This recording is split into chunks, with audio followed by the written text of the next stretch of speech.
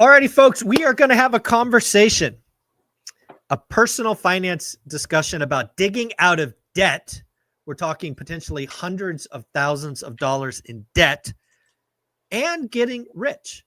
Again, there's a lot of discussions about getting rich quick. There's a lot of discussions about money, but we're once again going to go back and understand that sometimes we actually come to this from a pretty bad spot. We're going to have this conversation with the one and only Dion from Dion Talk Financial Freedom. How you doing, buddy? I am doing amazing. And what's funny, that just the intro that you were talking there reminds me of the most common thing my kids say whenever we get together. And that is? No matter what the occasion, what we're getting together for, it comes up that they go, can you imagine life being like this based on what it was like when we were kids? And it's such it hits every time, which is good because it means I can, they have better lives because, they don't have to take care of their dad financially, and I can actually help them when things come up.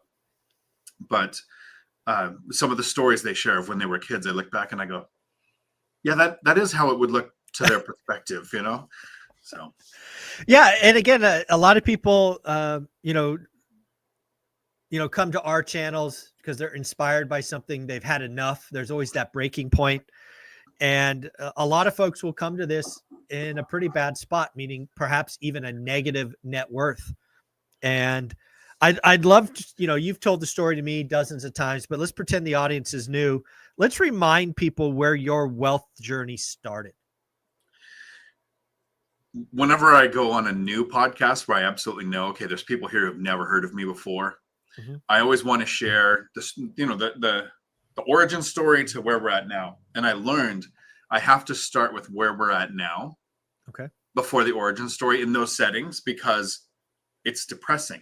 they want to turn off. I don't get invited back if that was the, because it's the first impression is everything. And so the end result is after 12 years of investing, I retired at 52 and never have to work again. And I have a net worth in the multi-millions, and I get to travel and scuba dive all the time. So the end result, it was better than I was expecting when I started. Yeah.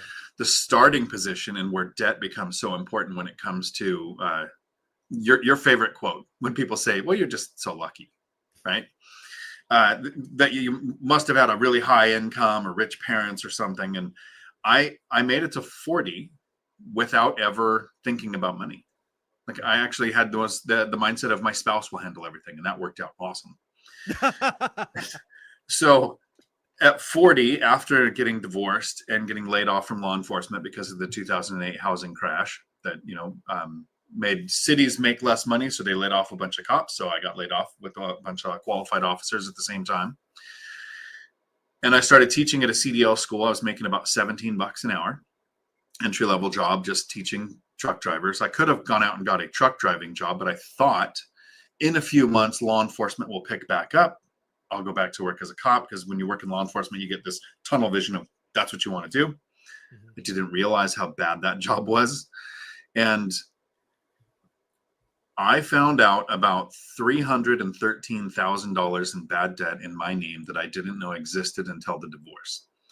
So job change, marital status change, new job, not a lot of money, then add all of the debt. I not only realized, okay, I need to be in charge of my finances, but I learned something with that debt, kind of like an accident to learn it. I was reaching out to creditors going, I had to I didn't have a spreadsheet. I wasn't even that organized. I had a sheet of paper and I was writing down, okay, this is a bill, run my credit, look for payments, watch the mail, actual snail mail for bills to come in. And I would contact them and go, okay, who are you and how much do I owe and how do I pay? My ex, after the divorce, filed bankruptcy. So even though we're in a state where all of our debt is both of our debt, since she filed bankruptcy, they again contacted me and said, okay, this is your debt now. So I was finding out about more of it. And one of the creditors asked me, and this is what kind of opened my eyes because I hadn't even thought of this.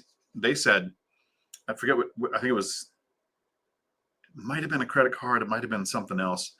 But the creditor said, she said, do you plan on filing bankruptcy like your spouse did?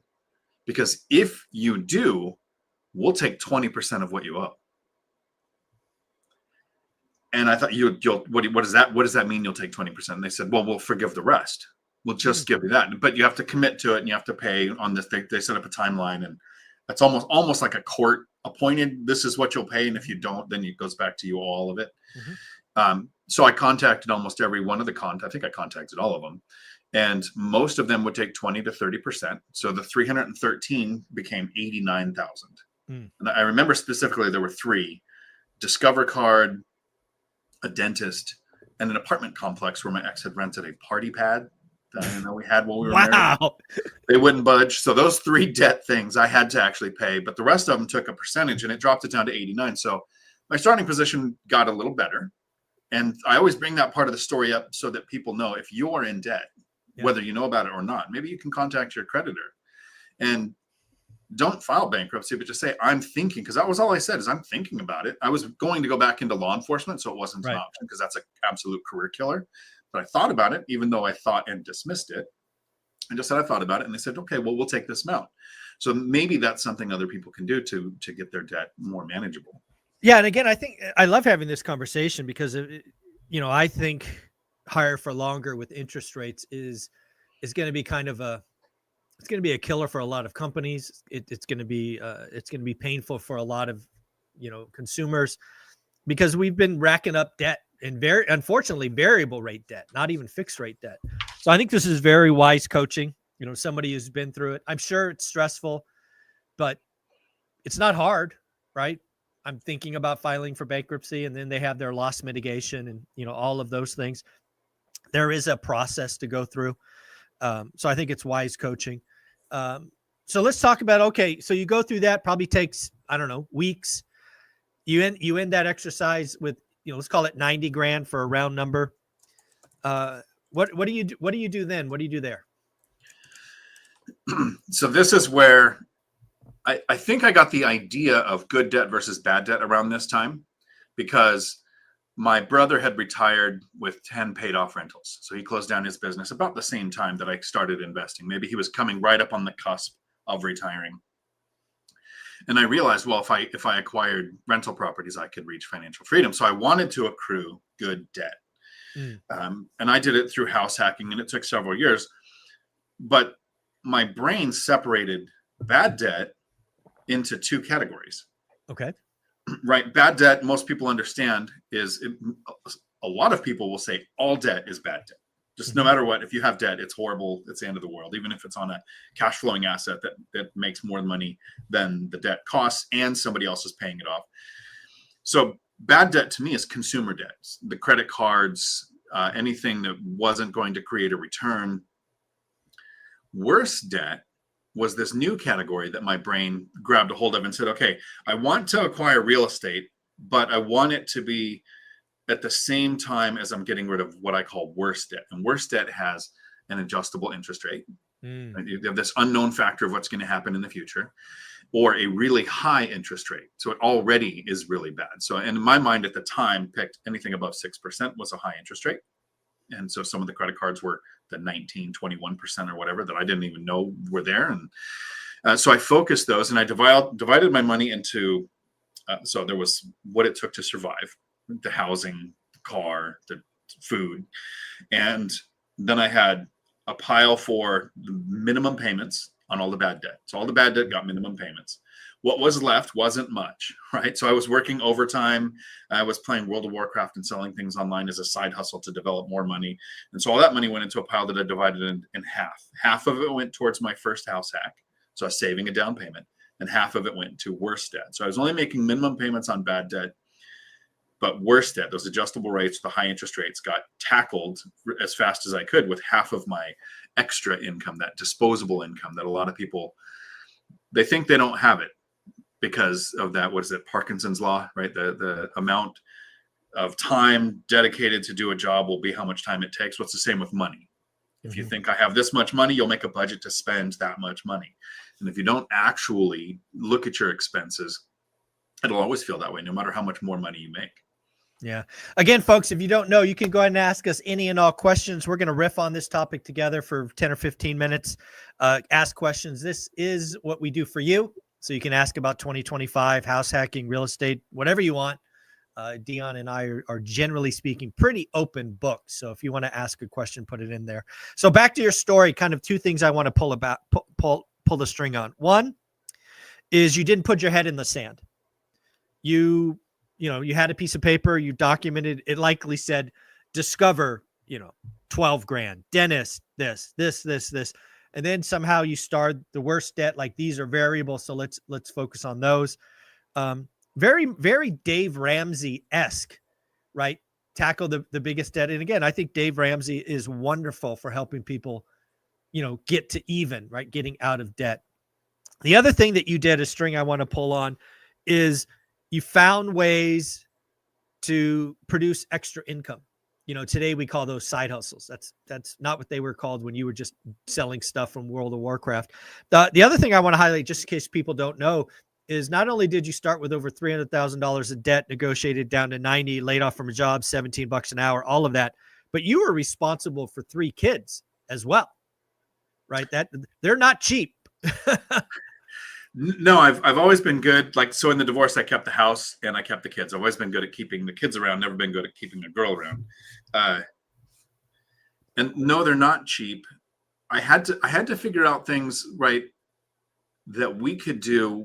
And my mind was, so they wouldn't know they were poor, right? I grew up extremely poor and I always felt ostracized for it. Like, we never owned or rented a house. We would move into a house, fix the doors and windows, and wait for the owner to show up and say, "Hey, who are you?" And we would just move. Yeah. So with my kids, when I purchased my house, we were on a lake, right? We lived on a lake and we had a sea-doo. I had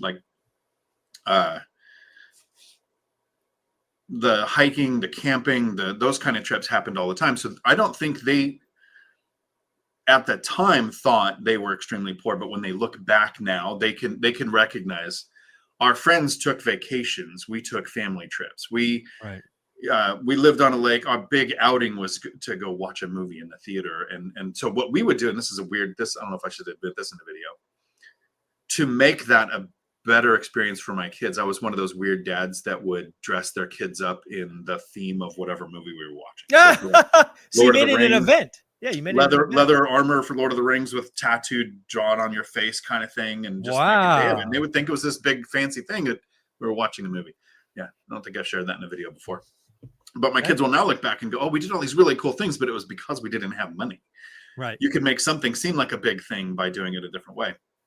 So the bad debt, the worst debt, and then the house hack. And I totally agree with the Dave Ramsey thing. The people who were in the position I was in, I think they need Dave Ramsey. You have to understand, you need to take charge of your finances. You need to understand how to get out of debt, how to, more importantly, stop creating bad debt.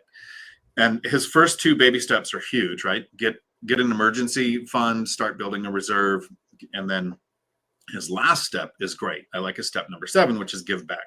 So if you do get to the point where you figure out your money and you get out of the bad debt, you reach financial freedom, that's when you turn around, you grab somebody's hand and you drag them up the hill with you.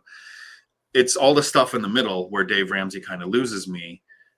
If I was younger, in my 20s or 30s, and I had decades for compound interest to do its thing with stocks, I would probably be more. Oops. We lost Dion. Where did he go? All right, guys, I will, as Dion logs back in, because it actually still says he's streaming, so that's kind of weird. Oh, here he's coming. Don't know what happened there. That was the first time it's ever done that on SteamYard. We've had such good luck with it so far, but it just reset the All right. Website. Well, I don't think you ever stopped streaming, so let's go. Okay. Go ahead. Fair enough. Threw off the Emperor's script. Now I have no idea where I was at. If I had decades for compound interest to do its thing, I would completely be fine with that. I didn't. And I didn't have the high income to save and invest, right?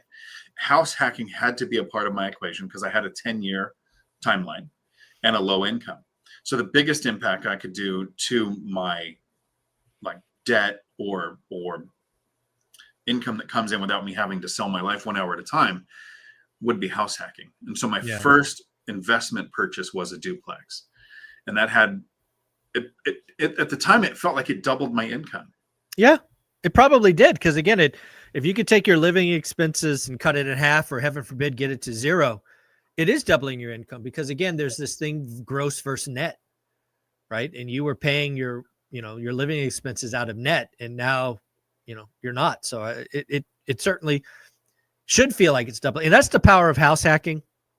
Again, if you are just starting out in life, or you're in a bad spot, with a lot of debt, finding a way to squirrel away some dollars for a house hack it's frankly, it's a cheat code. I know it's not right for everybody in every situation, but if you're starting or in a bad spot, it's a freaking cheat code. It's just a cheat code. It absolutely is.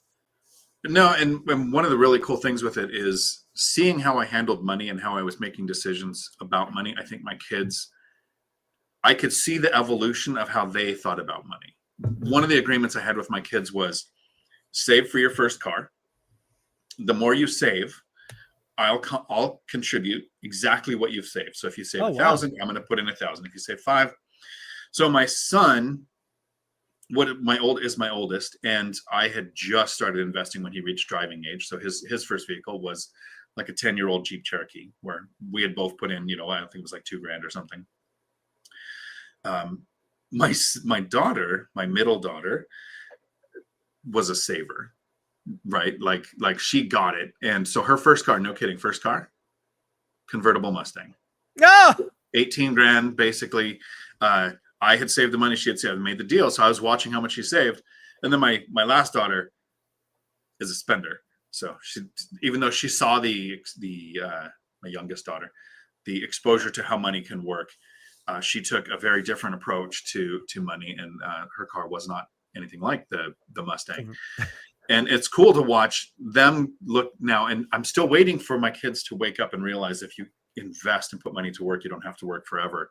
And I'm one of those parents who doesn't try to force their thoughts on their kids. Like I ran a martial arts studio, none of my kids took it. My son was in wrestling, my daughters were in gymnastics. I don't want to force, because I think the more you try to push something on a kid, the more they're likely they are to rebel. And if you really push money on a kid, rebelling means going into debt, not caring about their job. So I tried to avoid that. So all 3 of my kids have good jobs now and they make good money, but I don't see any of them investing yet. Yeah. So we're going to pull on this string with 2 more topics, and then we're going to get to the questions that people are piling in. Again, folks, the sooner you put your questions in, the more likely we will get to them, because we will likely go top down, which is normally what we do. I want to go back to a comment you made earlier about your youth. And it's actually something that I don't think I've talked a lot about, is feeling ostracized because you were a fish out of water, right? You talked about being so poor and living in houses and moving. I was, I had the opportunity to go to a private Catholic high school because my, legacy, right? My father went there. I got a good score, was able to go there, but it was, I'm not sure it was really a great idea, because I was the poor kid that took the bus to school, right? I took, where kids at this school were routinely driving in BMWs. They were paying for lunches with $100 bills. I mean, there was an amount of wealth with, 13 to 17-year-olds that was unconscionable for me, right? It was like, this is not, I didn't know what was going on. And I just always felt like the odd guy. So what I wanted to ask you is, how much of that baggage do you think you still carry forward, or drove you on a mission to get wealthy? I don't think it impacted me much. And this is, how can I say this without, I don't want to correlate the 2. Mm-hmm. I'm weird. So my dad left when I was 8, right? He took my oldest brother and they moved out of the state. We lived in LA County down in, so when I talk about moving into empty houses, it's not like we were in the middle of nowhere. We were in Los Angeles County, moving into vacant houses, fixing them up until people found out we were there. So when my dad and my brother left, I think I developed this broken brain where I want to not be my dad. Mm-hmm. And so I wanted my kids to have the stability of a house, which is why I bought a house before I was an investor. And my dad thought I was an idiot because now the government knows where I'm at, or whatever his thought process was at the time. And when he left, it just, kind of messed my mom up for a while. So my problem is, the whole time I was married up until 40, and I've had a couple of marriages, wife's needs came before mine. And so that was to the point of giving them control of finances, not looking at it like all of these things that was messed up, because my brain was saying, don't be dad messed up, mom, dad left. So don't leave, fight for custody. Didn't want kids, right? Wanted to adopt kids if I ever had kids, but we had kids. And so I kept custody of them. I love my kids, but I just didn't want to actually be a person to have kids because I didn't want to be my dad. Didn't want to be a weekend parent, didn't want all those things. And the baggage that comes with it is, so while I was, I can't think of a nicer way to say it, so I'm just going to have to say it and be rude for a second. The whole time I was willing to destroy my life for a girl, from like all the way up to the age of 40, I don't think I ever would have thought of money. But as soon as I found myself single and responsible for the kids and actually able to stay single long enough to go, I need to take charge of this, I started doing the house hacking and buying rentals. And this still sticks with me today. This is the baggage I still carry today. I honestly feel like all of my tenants are richer than I am. And part of it is because when we were kids and before my dad left, I would go and play at a friend's house and I would meet their family and I would think, wow, you guys live here? And they would talk about rent. And I couldn't believe I met somebody rich enough to pay rent because we weren't doing that. And then not only that, it happens every month. And so I was in these super rich people's houses because they had rent. And then I'm living for free house hacking, right? The first duplex, I cost like $300 a month to live there. The fourplex I was paid, and now I'm paid to live where in the duplex I'm in now. So my third house hack, still getting paid to live where I'm at. My tenants pay rent. And that's, in my mind, that's richer than I've ever been as a kid, right? Growing up. And so I still think I carry that. So I don't know that I'll ever not house hack, just because paying for where you live seems like a step backwards. Well, even that if it's a nicer place. That, and again, you're to right. You won the game, stop playing, but also a big part of your winnings is spending months and months and months in other areas. I think having somebody close by, kind of watching your assets, not a bad idea. No, I do really like that. I do. I'm leaving for Thailand soon, and there was somebody on the property. I'll be notified if there's a water problem, if there's a frozen pipe, if there's an Amazon package that gets delivered and it's sitting at the door, like somebody's here to do that. So there's also that aspect of it too. So it's not just the money part. Somebody else lives on the property. And so it's so weird. Every time I sign a lease with my tenants, I say, you shouldn't be renting. You understand you're living in half of a duplex, or this is a triplex and you're in one. You can go buy a place just like this. Your tenants can be paying you rent. You can be living for free. And now I've had like 3 people buy houses in the last decade of doing this. So I've told every tenant that the whole time. Doesn't happen very often. And it just feels weird. And I've got one tenant said, no, I really like living here. Actually, I sold my truck to save money. I might buy a house someday. I sold my truck to save money. And so his idea to save money was he took his $1,100 a month truck payment to buy an $1,100 a month Alfa Romeo payment, but it gets better fuel mileage. That's where the savings comes from. So this is not how I would see my vehicles if I was working and having to pay rent and didn't own any assets yet. I can't change his mind. And it's not my job to change his mind, but at least I can sit back and go, okay, I tried. Yeah. And I will enjoy every rent payment that he makes. He's never missed one. There you go. And I think go ahead. Yeah, I was going to say, let's do one final story, and then we will each go to the comments, and we'll answer as many as we can in the final 39 minutes. I'm going to go back to kind of where you started. You were reminiscing with your kids, which are adults now, and I'd love to hear some of some of their insights, because again, they were going through it. You were probably sheltering them from a lot. You were doing these experiences, going to Lord of the Rings movies and the like. So what were some of their thoughts or their impressions on their youth or thoughts about money? So I've talked to a lot of people, and I said, we lived in a house with lake access, right? Tennis courts, basketball courts, because I bought the house before being an investor. This was a house to raise kids in. And they said, we moved into an apartment. And I've had so many people, how'd you convince your family to move into an apartment? That must have been like a massive psychological warfare trick that you did there. No, I asked them what they wanted and if they would be willing to. And so my kids thought my son, he said, wait a minute, you want to move into an apartment complex with all the other teenage girls that live there? I'm in. That was easy. Sign me up. And then luckily there was a TV show going around called The New Girl or something. I never watched it, but one of my daughters did. And she said, if we move to a new place and I get to go to a new school, I get to be a new girl in that school. Total buy-in. So it was easier because I didn't have to convince my kids. I just said, hey, I'm thinking of moving into an apartment and renting out the house. I think I did the parent thing of trying to explain, this will make it to where I can buy rentals so that I'll be able to retire someday, or you won't have to pay for me when I'm old enough and I can't work anymore. I don't think they heard a word of that. Yeah. They thought, okay, physically live in this room, we can go live somewhere new. My son was like, there'll be kids to play with. My daughter's like, new school. That was the thing. So they remember that move as an improvement to quality of life, even though most parents would look at it and go, well, we had a house with our own yard and we took a step back to an apartment. That's not how they saw it at all. And the one thing they talk about the most is rolling change, right?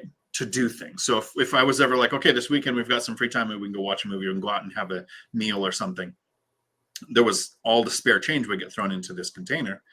And we'd made jokes, the swear jar, the talk about your ex jar, the whatever it was, and the money would go in there. And we would roll that into coins, rolls when you can actually go out and eat for $20. Now it's 100, but we would do that. And so they talk about that. Rolling coins is like a word used in our vernacular to explain how different life is now to then. Because I think there was a time where it was when I was working at the school and I have a tenant who pays his rent in $20 bills. Now I've got two that pay in cash. And the one is always $20 bills, always covered in glitter. Yeah. Just don't know why. It's just their thing.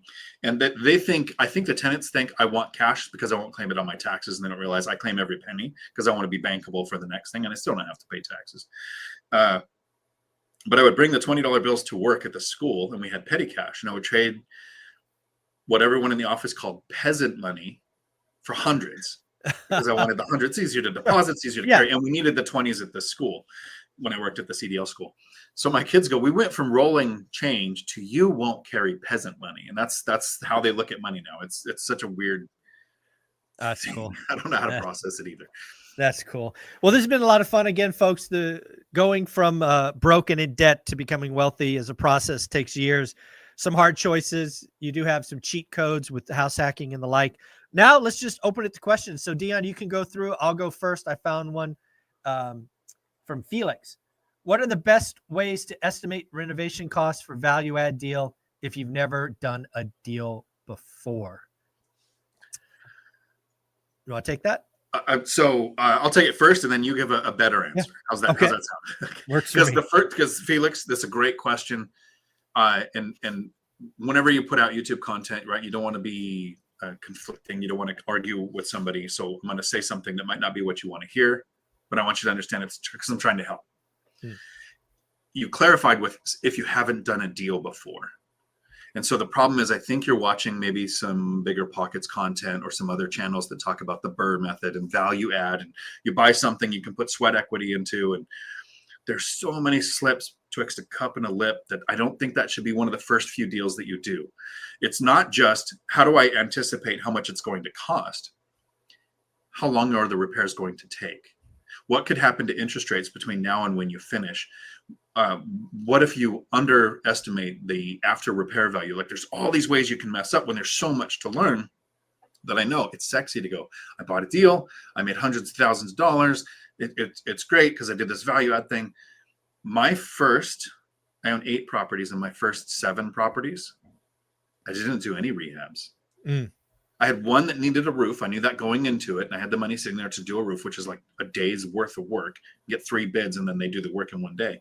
There was no rehab, no permits, no scheduling, no nothing. So I did 7 deals before I sat back and thought, I'm now going to try a value add deal, and was able to be successful and create money, anticipate the expenses. I walked it with 2 or 3 different contractors, and I got bids, and the most common bid was around $30,000. So this is to answer your question. Contractors actually walking the site, seeing the work that needs to be done, looking at the home inspection report, estimated it would be about $30,000. So I estimated $50,000 set aside $80,000 and spent $62,000, even though I did some of the work when Frank from Old Guy REI flew up to Washington and we tiled a bathroom together so I could learn how to do it, which I really appreciate. But that saved me some money. And so contractors are going to give you a bid that gets them the work. And then the things that pop up later, they might have already anticipated, but they knew they wouldn't get the job, because if a contractor came in and said $62,000 if you do some of the work, and somebody else came in and said $30,000, who do you think I was going to hire? The contractors know that too. So Mike, you've done many value add things, so you're going to have a better answer. My answer is don't start with that. There's too many other things to learn. And then, yeah. So I did a video with one of my general contractors in Fresno years ago. I should go find it, but there's actually not that many things in a house. So you just need to talk to lots of GCs. You need to network with people in your area, right? Roof, windows, doors, paint, flooring, bathroom remodels, tubs, toilets, rewiring a house. There's when you really break down remodeling a house or turning it from a slumlord property into a quality rental, which I've done, 50 to 70 times. It's a pretty short checklist that can get very expensive. But the answer is you got to walk a lot of properties. You got to know some GCs. You got to get a lot of quotes. There's nothing magical other than doing the work, networking. So it's kind of the same answer. And to your point, yeah, if you're looking to jump into real estate investing today and BRRRR is going to be your first step, probably not something, I would recommend either. It's lots of ways for that to go wrong. It's why my second book, 15 Conversations with Real Estate Investors or Real Estate Millionaires, actually had 2 chapters on BRRRR, because I think it is one of those things that sold as easy and sexy that's actually particularly dangerous and really dangerous for new investors. Yeah. So Dion, I'll let you pick the next comment. The next question down that I see here is from Afro Capitalist. If paying off a rental brings better returns than your market, should that ever be an option? And if you left out the word ever, I probably would have said no, right? And I'll give it a reason why. But so you put in ever, there's a chronology to investing. Yep.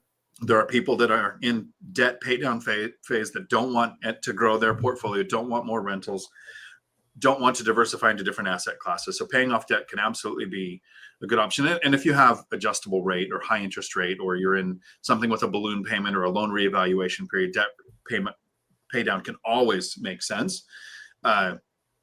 That's more commercial than residential. So for me personally, I paid off a property.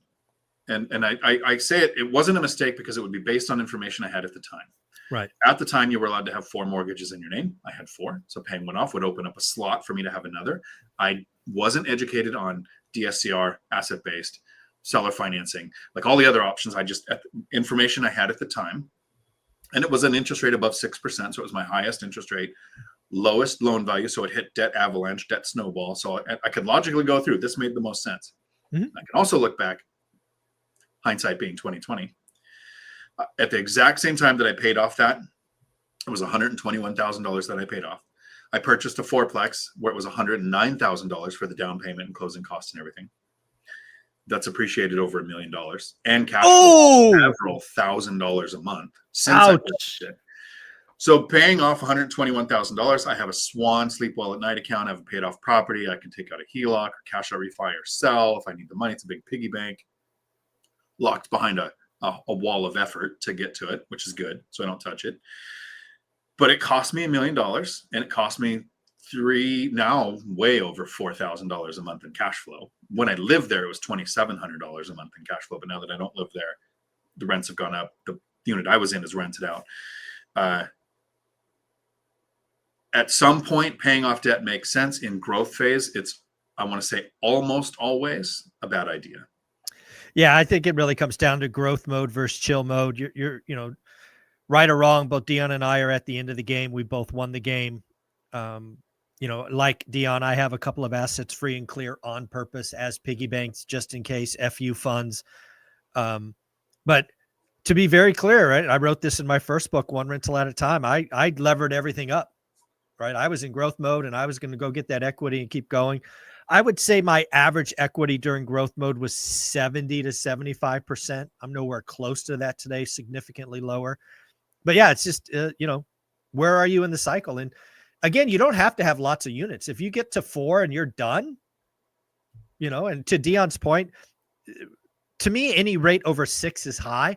So those are the ones I would target. If you're lucky enough to have a mortgage rate sub 3, because maybe you bought it to live in and then it became a rental, let me be very clear. I see no reason to accelerate payments on a 2.9% mortgage. If inflation is truly 2 to 3%, it's like free money. Don't do that, right? In my opinion. I'll let you get to the next question, but I want to say something really quick. I'm probably going to make a standalone video on this.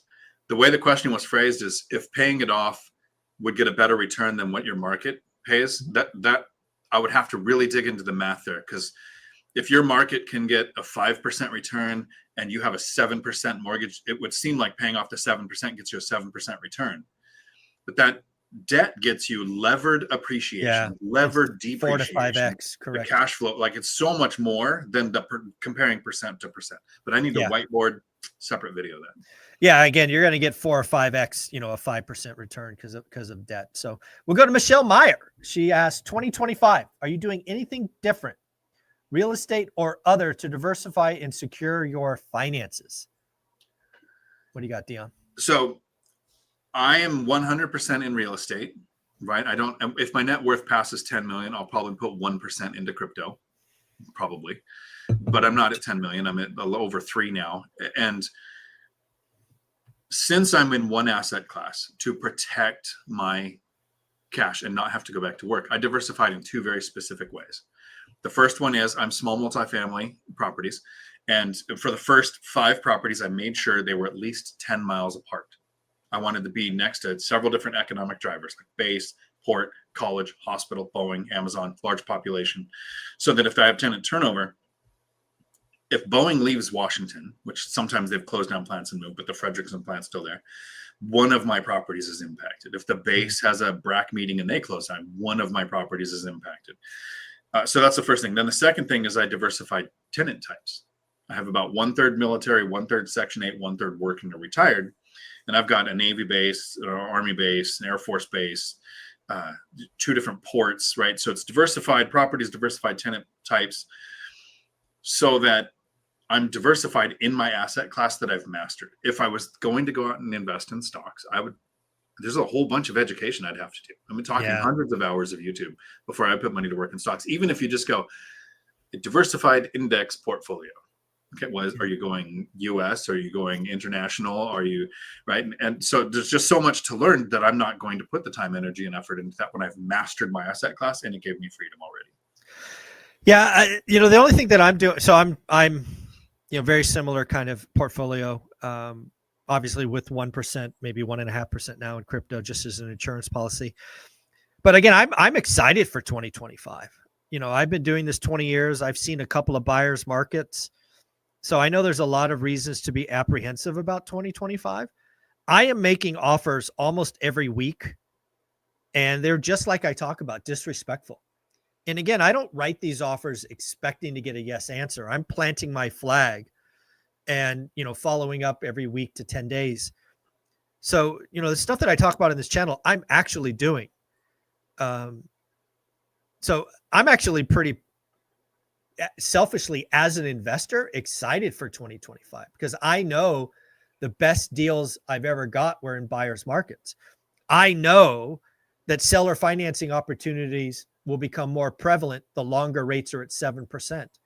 I know there's pain coming to small commercial, right? We're starting to see discounts already. So, I've been very clear, haven't been very busy the last couple of years because it wasn't a buyer's market. I wrote, I don't know, let's try to put context in this. In 2023, I probably wrote 30 offers, maybe 35. I think I've written 30 offers in the last month, as an example. So I am particularly excited by 2025 because I want to buy when all the sellers go away.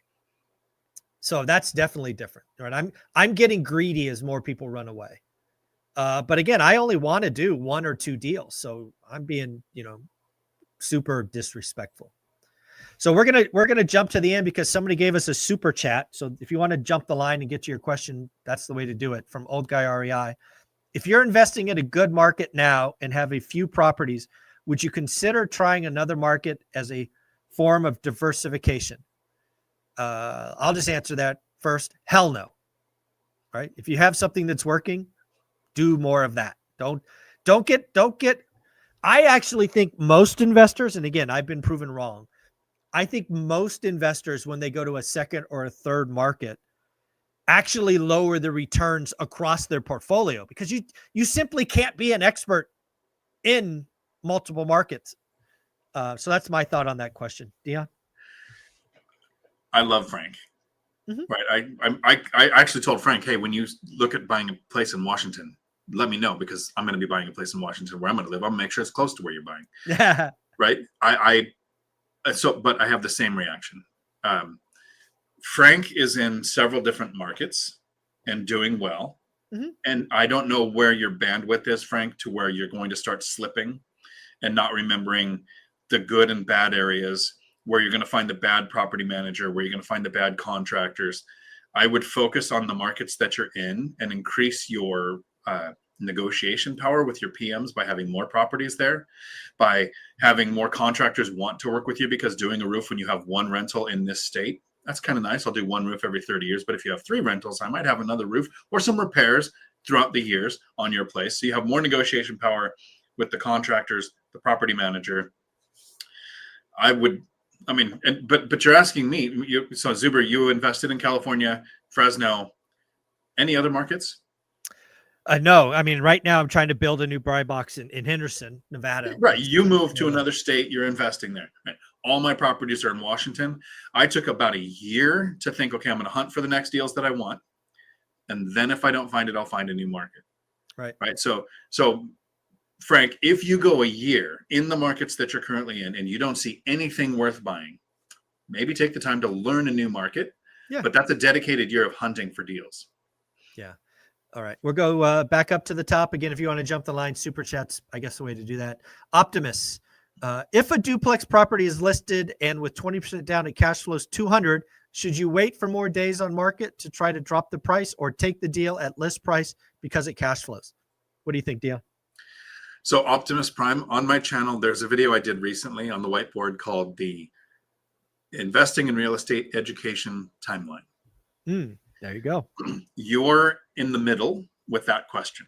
You haven't reached high school or graduated yet. And it's not to insult your education level. It's to say where you're at in the real estate investing education timeline.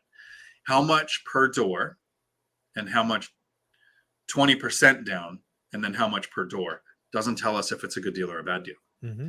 If it's 20% down and that's $500, $200 a month is great.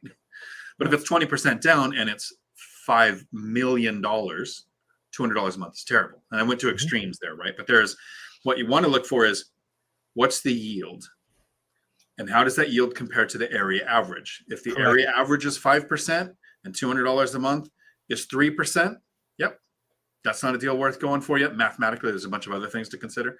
But you look at math and you want your yield to be better than the area average. And yes, you have the rest of the question kind of goes right. If this deal doesn't make sense now, how long has it been on market? So if it's been on market the normal amount of days for your area or less, making a really low offer is not going to make sense. But as it starts to sit longer, don't wait for them to lower the price. You find out what area average days on market for your area is. And when that gets doubled or tripled, start making it 80%, 70% offer.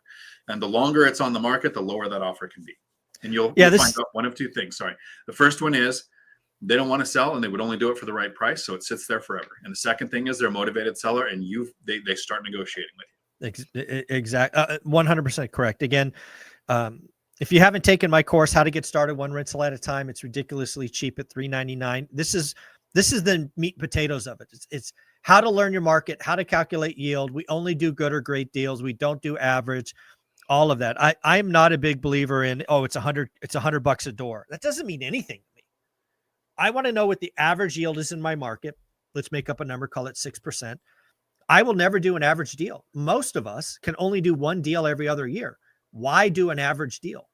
So again, until you've done the work to tell me your average yield, I don't care about $200 a month, because again, it might be a horrible deal. It might be an outstanding deal. I don't know until we know average.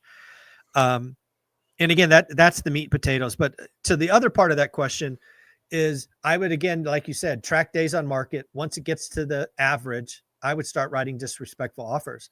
But again, you're not going to get a great answer the first time. You're not supposed to. If the seller takes your first offer, you offered too much. And then lastly, I do not recall a deal I paid list price for. In 24 years, I don't recall a deal that I paid list price for. I'm the buyer. I make the deal.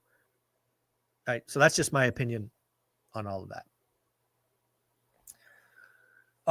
Julie says you're going to be a wonderful grandpa. Dion. My son got a vasectomy at 20, and my daughter, no. So M70, are you still able to find properties that cash flow in today's market? How do you identify properties in cities that have these types of properties? I live in coastal California. Well, yeah, it's not going to cash flow there. That's where I live too. Yeah, not going to cash flow there. What, you want to go, Dion? Sure. Yeah. So I did a video recently on how my Goldilocks zone changed. Ooh. And so the Goldilocks zone, right? If you're astrophysicist, it's the distance from the sun where a planet can sustain life or has the right amount of, radiation versus heat and all that. Porridge tastes just right. The bed's just comfortable enough. It's that zone that you want. I was investing in an area that was about 30 minutes to 45-minute commute to the local work hub for the last decade. Commuters, because I don't want to own in cities. I don't like the laws that generally happen inside major city limits like Tacoma or Seattle, like big cities in my area. So I wanted 30 to 45 minutes out. Well, in 2020, the world changed, and now we have more remote workers than at any point in history. So I expanded that out to another, added 45 minutes to so I'm an hour and a half out now from the major work hubs in my area. Remote workers have pushed up rents, but not home prices. Yep. Because they don't want to buy, because their boss might call them back to the office next year. So they're willing to live out of the city, drive into the work once or twice a week instead of 5 days a week. So rents have pretty much doubled. The unit that I have here, 2020 would have rented for $1,200. 2023, I rented it out for $2,125 and had a line. I went low because I wanted a tenant who at the time would have taken care of the cat that lived here, monitor it while I'm gone and everything. So I could have won a couple $100 more than that, probably $2,400 or so. So it's over doubled because of remote work. So expand that Goldilocks zone out some, and then add the watching days on market. And what I did in my area, I found most of the brokerages list for 90 days on the Northwest MLS. 91 days means that property's been relisted. So I set my search to 91 plus days, started making ridiculously low offers. I got accepted on 2 deals that made sense, would have had a good return. Ended up taking one of them. So you can absolutely find these deals. The trick is, like Zuber said, it's probably not going to be coastal California, but in California, right? My brother owns rentals in Rosemont. So Kern County, yes. LA County, no. Go Fraser Park, Bakersfield, Taft, get away from the water and find that place where rents make sense, because you're buying a place that's going to make you money, not a place where you're going to live. Yeah, live where you want, invest where the numbers make sense. I think there's a lot of wisdom in that. Again, way back at the beginning of my journey, I tried to do it in my backyard of the Silicon Valley, which was, in hindsight, idiotic. It's never cash flowed. And we had to drive almost 3 hours, right? 2.5 hours to find Fresno. There are markets that make sense. And again, you guys don't understand. We are in probably the second real buyer's market I have seen. And most of you are still willing to pay list price. That's not what we do here. We're buying investments. Like, if you're going to buy your forever home, you're probably going to have to pay list price, because there's only one of those. We're investors. We want a great yield. We don't really give a rat's ass about what property it is. We want to make sure our money is working hard. We don't want average. So stop paying list price. 10, 15, 20%. Dion's duplex that he talks about now was 20% below market, and he didn't budge. It was listed at $500. He bought it for $400. That's the attitude to have. Stop paying list price. If the seller doesn't budge, who cares? Move on. Get the next one. That's my thought on that. All right, where are we going next? Oh, let's ask this marriage question. Where did that one go? Brian Anderson. Yeah, that's the one. If you were still married, do you think you'd be in the same position? I'm debating marriage versus financial freedom. I have one single family house, one duplex, $1,000 a month net cash flow. So do you want to answer first? I am married. So again, folks, this is Dion talking here, who's had 3 marriages, right? At least. Wow. Okay. All right. So, all right. We'll leave that in the vague gray area. So Brian, so my brother, he gave one advice. I don't know if I should say, but the other one was, it's better to choose a spouse going in the same direction as you financially than to choose a spouse that just looks good no matter what direction she's going in. If you get married with somebody who also thinks of finances, who also shares your goals, or is willing to let you make the financial choices that you're doing, sure, you'd be in a great position. Yeah, and I want to echo that. I would not be where I am today without Olivia. I want that to be very, very clear. I would not be financially free. I would not be retired. I would likely be a 52-year-old software salesperson with a 401k. Without Olivia, I would not be where I am today. But to your point, we've always gone the same direction with money and investing. So sorry to interrupt. No, that's fine. So if I was married to any of the people that I have been married to, no, I would absolutely not be in this position. I'd be working until I was probably the day I died. Period. No doubt about it. Would have been in a worse financial situation continuously. It would have continued the same. And I think I said it at the very beginning of this video, when I was 40 and I got divorced and got laid off from law enforcement, I have a weakness. I was, up until 40, I was incapable of being single. Most of the people I know have that same problem. They feel like half a person if they're not in a relationship. So I'd get in bad relationships. And then between 40 and 43, didn't go on a date. I literally focused finances, kids, confused all my friends because every friend I had wanted to set me up with somebody. I didn't understand it. And then I've completely changed my opinion on relationships now. So I will never be married again. And no. And it isn't now because I don't think that I could find somebody who would also focus on finances. Yeah. All right. We'll give you the next one. If you were both to start over, would you have a cash flow or equity goal? Age 39, W-2 worker, and currently $3,400 cash flow, 6 rentals. My goal is 10K. Seems far away. So someday I want to do a video on this. I haven't got it laid out yet, on how everyone asks if you started, because you want to know, how would you start today? That's really the idea for the goal, is what would you do if you started today? But how would you do it if we could go back and give 3 words to your 18-year-old self, or if you can go back and change anything? I wouldn't change anything. I wouldn't go back and talk to my 18-year-old self, because at the age of 52, I have a life that's better than if I won the lottery, like hundreds of millions in the lottery. I have a life that's better than that, because financially free, can do whatever I want, did it myself. It's repeatable. If I lost it all, I could do it again. Lottery's not repeatable. So I wouldn't want to change anything. So, and I want to be transparent, James, if it wasn't for having a YouTube channel and doing videos on net worth and equity and how the numbers work, I would have no freaking clue what I had. I've never had an equity goal, and I don't have an equity goal. I kind of had a loan to value. I want to know, when I was in growth mode, I wanted around 70%. When I retired, I wanted around 50%. I'm hovering around 35%. So I know that from having YouTube. What I wanted was a cash flow goal. And if I did it again, it would be a cash flow goal, exactly the way I did it the first time. Wouldn't change a thing. Yeah. So I think net worth goals are bogus. It's a made up number. It means almost nothing except to your banker. I've never had a net worth goal. I still don't have a net worth goal. It's always cash flow. I do have a particular aversion, and I only say this in hindsight, to round numbers, 10,000 in cash flow. Like, I have this thing called Get Your Money Right. It's a $99 finance course. And to me, it's not a 10th. It's like, what the heck is your monthly nut? How much do you need coming in to have zero change in your life? And I guarantee you it's not 10 grand. It's just mathematically, it's just round numbers irritate me for some reason.